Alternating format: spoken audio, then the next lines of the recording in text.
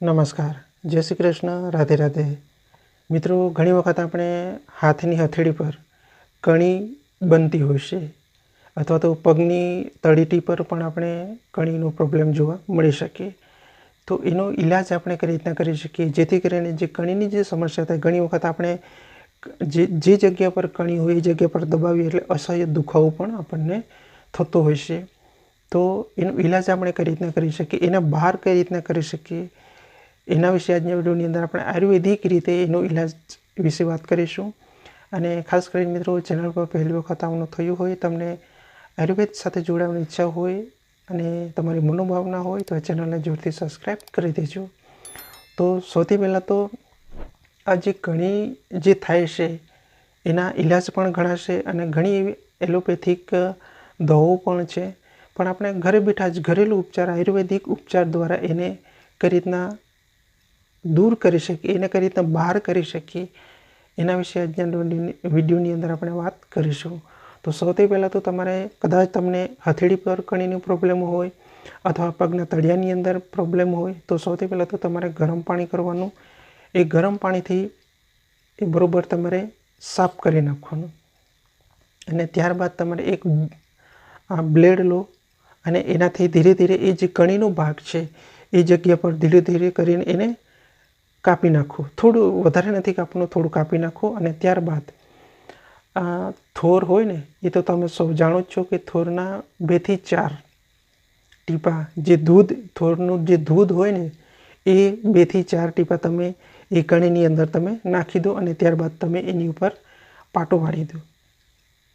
એટલે તમને 1 થી 2 દિવસની અંદર જે કણી છે એ ધીરે ધીરે કરીને બહાર આવી જશે અને ઓટોમેટિક એ બહાર પણ નીકળી જશે.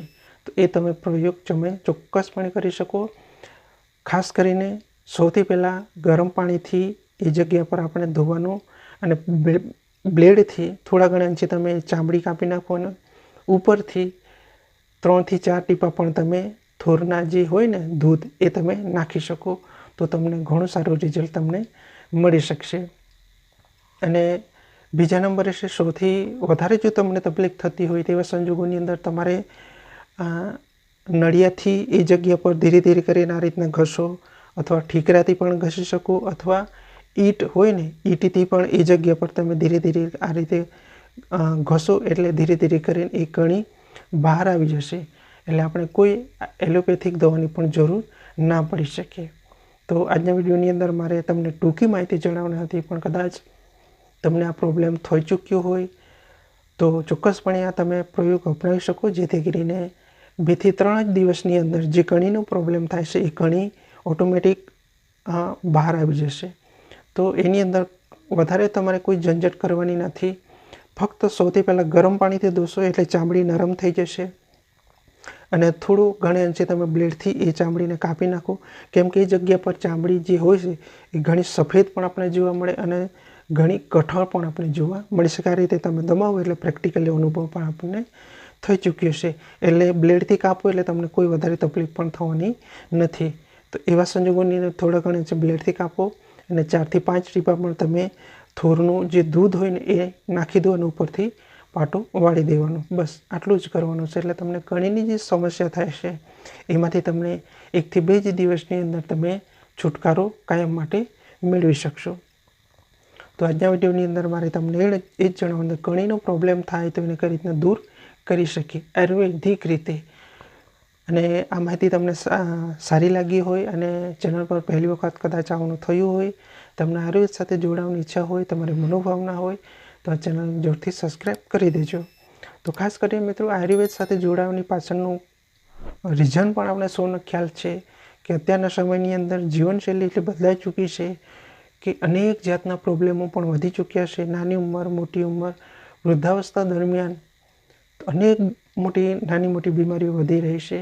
તો એ જે બીમારીઓથી જે આપણે બચવું હોય, આપણા શરીરને સુરક્ષિત જો રાખવું હોય તો બને ત્યાં સુધી આપણે આયુર્વેદ સાથે જોડાવું જરૂરી પણ છે. અને આયુર્વેદિક ઔષધિ વિશે જાણકારી હોય, જ્ઞાન હોય તો આપણે બને ત્યાં સુધી સમય સંજોગ એવા સર્જાય તો એ ઔષધિનું આપણે સરળતાપૂર્વક એનો ઉપયોગ કરી શકીએ અને કોઈ પણ નાની મોટી બીમારી હોય એને ધીરજપૂર્વક એને દૂર કરી શકીએ.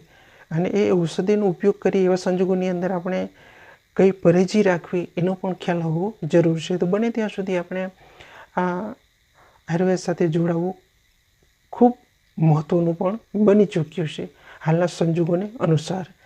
તો મળી કોઈ નવા ટૉપિક સાથે, ત્યાં સુધી મારા તમામ દર્શક મિત્રો લાંબુ અને સુરક્ષિત આયુષ્ય મળી રહે એ પ્રભુને પ્રાર્થના. જય શ્રી કૃષ્ણ. રાધે રાધે.